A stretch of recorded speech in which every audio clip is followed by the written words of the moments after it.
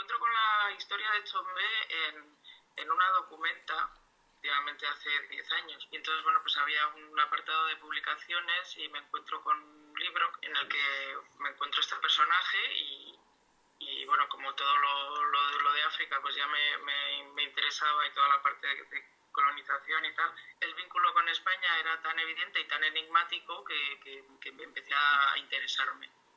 Y ahí se quedó un poco aparcado. Luego me fui a vivir a Mali y en Mali sí que me puse durante unos meses que no podía hacer fotos porque no me sentía cómoda y me puse a investigar un poco cómo se había construido la idea de África desde hace 300, 400 años y a partir de ahí pues entré en términos como la negritud y de ahí pues a Fanon y a Necessaire y todos estos y ya ahí vi que podía abarcar el proyecto. Cuando llego a Madrid sí que hago el máster en Blank Paper y ahí es el lujo que puedo invertir todo mi esfuerzo. Yo parto del eje central de la historia, del cuento, de la narración, que es este personaje que es el acusado del asesinato de Lumumba como gran líder anticolonialista, primer presidente electo de la República Democrática del Congo después de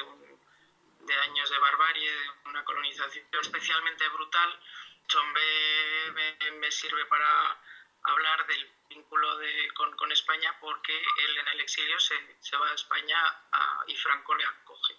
Entonces, primero tenía que investigar bien su historia y claro, siempre me pasa lo mismo, cuando caigo con algo que me llama la atención, empiezo a tirar del hilo y me llevan a meterme con la parte más de historia de la humanidad y por eso el libro empieza con la colonización. Empieza hablando de Stanley, del rey Leopoldo II, que bueno, la historia es brutal porque él durante muchos años consideró que la República Democrática del Congo, que en esa época se llama el Estado Libre del Congo, era suyo, no era de los belgas, era un terreno particular suyo, su jardín privado, y era pues 15 veces más grande que Bélgica, y todos los beneficios de la explotación eran para él personalmente, para la corona. Pues claro, eso ya pues me parecía que lo tenía que incluir en la historia. Yo vivo en Chueca, en el centro de Madrid, y de camino a Blank Paper me cruzaba todos los días con los manteros. Entonces, claro, me estaban dando el final de la historia, o por lo menos la consecuencia, ¿no? Entonces yo parto de un eje central, voy hacia el pasado y me instalo en el presente. Durante el máster, entonces a mí me sirve para justamente desarrollar este proyecto. Yo tenía la suerte que ya lo tenía en la cabeza, venía con un baúl lleno de imágenes y lo que hice en ese momento fue tirar de mucha imagen de archivo, mucho recorte de periódico. La prensa apoyó muchísimo a Chombe cuando llegó a España, no solamente Franco, sino toda la prensa del régimen, con lo cual el ABC, Arriba, todos los periódicos de la época pues hablaban de Chombe y me pareció interesante incluirlo. Hasta me encontré con un libro de un señor que había considerado, una vez que Chombe es secuestrado y encarcelado en Argelia, este señor considera que hay que reunir todas las cartas que escribe a la ONU para pedir su liberación y publica un libro defendiendo a este hombre, ¿no?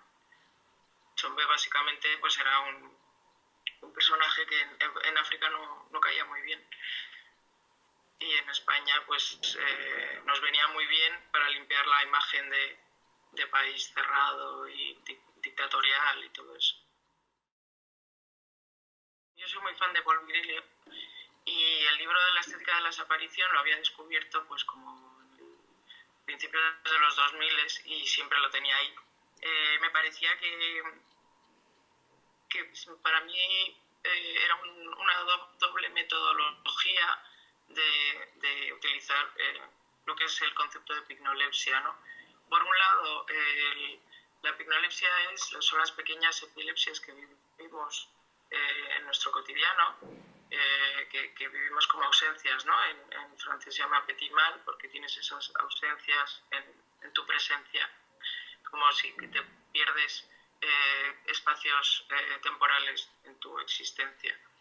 Y entonces, por un lado, me servía como puentes dentro de estos capítulos de mi historia, ¿no? Era como si de repente estás viendo una película y te ponen un fotograma blanco, ¿no? Eso es como una pignolepsia. Entonces, a mí todos esos espacios blancos me ayudaban a dar el salto entre lo que era la historia del Congo a la presentación de la descolonización y todos esos procesos y el personaje de Chombé, las pignolepsias que vive Chombé. Esa es la otra parte que utilizo el concepto de Paul Virilio. Me meto en las pignolepsias de este personaje, ¿no? Para intentar ver cómo vivió sus últimos momentos antes del secuestro. Y son todas estas imágenes un poco fantasmagóricas. Y luego vuelvo a utilizarlo para pasar al mundo de los paisajes, del concepto del dorado, el paraíso, y luego ya para el último capítulo, que son los manteros. La mirada de Occidente hacia el continente africano es muy pignoléptica, ¿no? Para mí, porque está llena de agujeros blancos. Miramos lo que queremos, ¿no? Hemos sido espectadores desde siempre y hasta en primera fila, porque si yo cuando me meto en este proyecto, claro, tuve que leerme mucho todo lo que fue el proceso de Lumumba, qué pasó en esos años de tantos intereses que había ahí, ¿no? Vamos, como decía el último Premio Nobel de la Paz, que si hay tanta violencia en ese país es porque hay muchos intereses mineros extranjeros, ¿no? Y eso viene de la época del rey Leopoldo. Entonces, cuando yo leo todo el proceso de descolonización, me entero que estábamos ahí en primera persona, no solamente por los intereses mineros, sino con los militares y la ONU, los mercenarios portugueses, la CIA, el MI6, todos estábamos ahí en primera línea. Entonces, apelo un poquito a la responsabilidad que tenemos y por supuesto, no victimizo sin quitarle responsabilidad a los líderes locales, ¿no?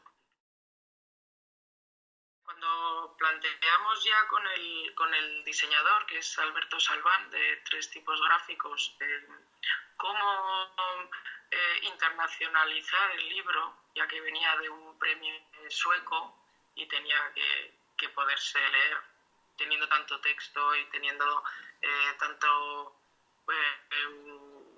archivo y tenía que poder leerse, no solamente leer el ritmo fotográfico, ¿no?